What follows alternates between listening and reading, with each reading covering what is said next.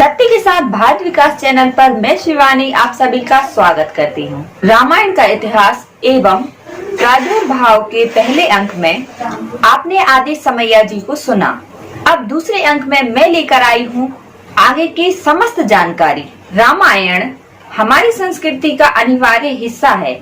मानवीय चेतना के उद्यात मूल्यों का सृजन रामकथा के मूल में ही है। महर्षि वाल्मीकि कृत आदि काव्य रामायण से पहले रामकथा के सूत्र मौखिक परंपराओं में लोक कथाओं के रूप में भारत के अनेक अंचलों में मौजूद थे, जिसको व्यवस्थित एवं साहित्यिक रूप वाल्मीकि जी ने दिया। वाल्मीकि जी का यह आदि काव्य प्रथम उपलब्ध रामायण है। रामायण की रचना के बारे में मतांतर हैं। विंटरनित्ज ने इसे 3000 ईसा पूर्व, याकोवी ने 800 ईसा पूर्व, कामिल बुके ने 600 ईसा पूर्व माना, जबकि राधा वल्लभ ने इसे 700 ईसा पूर्व का बताया है। रामायण को लिखित रूप में भले ही रामकथा की आदि रचना माना जाए, लेकिन रामकथा के आदि सृजनकर्ता जनसाधारण ही थे, जो मौखिक परंपरा के संवाहक थे। वैदिक युग से ही राम शब्द प्रचलित रहा है। ऋग्वेद में राम शब्द का स्पष्ट उल्लेख मिलता है, लेकिन ऋग्वेद के राम का रामायण के राम से कोई संबंध है, यह स्पष्ट नहीं होता है। ब्राह्मण ग्रंथों में एल रे, शतपथ और उपनिषदों में प्रश्नोनिषद आदि में रामायण के पात्रों का उल्लेख मिलता है। कुछ अलग क्लेवर की दृष्टि से और भी रामायण रचे गए हैं, जिनमें युगीन परिवेश और संप्रदाय की झलक मिलती है। इन कृतियों में वशिष्ठ रामायण, योग वशिष्ठ रामायण, आध्यात्म रामायण, अद्भुत रामायण, आनंद रामायण, तत्व संग्रह रामायण और मंत्र रामायण प्रमुख हैं। जैन साहित्य, प्राकृत और बौद्ध साहित्य पाली में भी रामकथा का वर्णन मिलता है।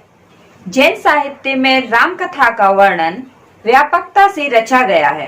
विमल सूरी का पदमचरिक, स्वयंभू का पदमचरियम, आचार्य रतिसेन का पद्म पुराण, रामचंद्र का चरित्र पुराण, गुणभद्र का उत्तर पुराण और पुण्यदत्त का महापुराण तथा जैन परंपरा के अनुसार राम का मूल नाम पद्म था।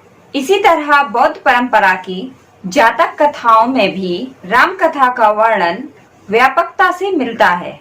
कालांतर में पुराणों में भी राम कथा के अवतारवाद का उल्लेख मिलता है।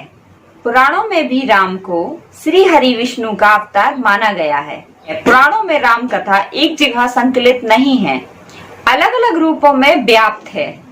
मुख्य रूप से मार्कंडेय पुराण, ब्रह्म पुराण और गरुड़ पुराण, हरिवंश पुराण, स्कंद पुराण आदि प्रमुख में राम कथा का वर्णन मिलता है।